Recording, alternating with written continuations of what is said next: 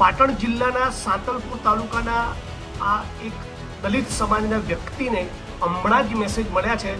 વોટ્સઅપમાં મને કોઈએ ફોટો મોકલી આપ્યો. આ દલિત સમાજના વ્યક્તિ જે સાધુ તરીકેનું જીવન જીવતા હતા, બગલના ગામમાં એમણે જીવતા સળગાવી નાખ્યા છે. હાલ જ એસપી પાટણ સાથે મારી વાત થઈ. એમણે આ ન્યૂઝને કન્ફર્મ કર્યા છે.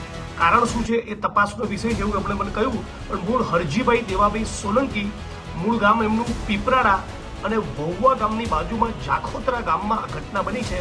વહુવા ગામમાં તેઓ સાધુ તરીકે જીવન જીવતા હતા અને એમનો જે મૃતદેહ મળી આવ્યો છે એમાં મહિલાના કપડાં પહેરાવ્યા હતા, પગમાં ઝાંઝર પહેરાવી છે.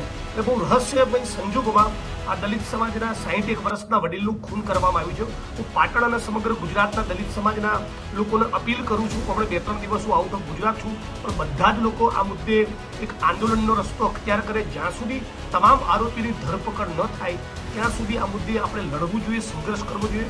અમરેલીની ઘટના હમણાં તાજી જ બની છે.